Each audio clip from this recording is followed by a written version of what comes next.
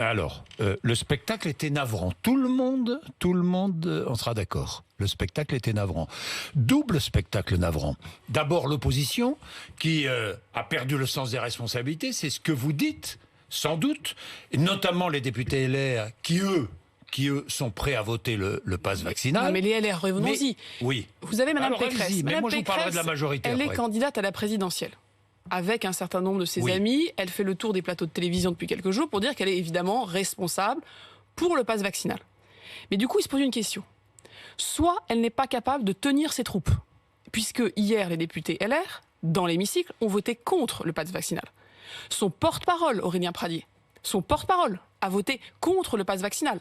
Les députés LR étaient plus nombreux hier à voter contre qu'à voter pour. Soit, et là c'est encore plus dangereux, ça veut dire que ça s'appelle la duplicité. Mais non, ça mais veut les dire que députés d'un ont côté... voté, non, le refus de prolonger la discussion. Plutôt dans la soirée. Ils ont voté contre. Vous aviez un amendement d'un député LR qui voulait supprimer le pass vaccinal.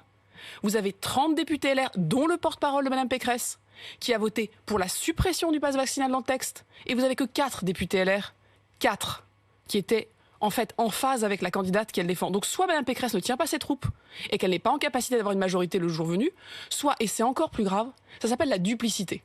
C'est que vous dites à la télé des choses, mais que dans l'hémicycle vous faites autre chose. Comme ça vous gagnez coûte que coûte, à tous les coups. Pile, je gagne, face, je gagne. Ça s'appelle la duplicité, c'est irresponsable. Bon. Et je pense qu'il faut que les Français comprennent bien qu'aujourd'hui, vous avez un grand contraste. Vous avez un gouvernement qui assume, qui a les mains dans le cambouis, qui gère une crise, oui, au jour le jour. Mme Pécresse dit qu'on la gère au jour le jour, mais heureusement qu'on la gère au jour le jour. Elle a un plan quinquennal. Le Covid se gère comme ça, avec 5 ans devant nous, avec un grand plan, une grande stratégie. Évidemment qu'il y a une stratégie, il y a une cohérence. La vaccination, la protection des soignants, l'école. Et vous avez en face une opposition, notamment de cette droite, qui est prête à toutes les outrances, qui n'est rassemblée au fond que sur une chose, vouloir le pouvoir. Il n'y a aucune cohérence. Amélie de et qui est dans la duplicité.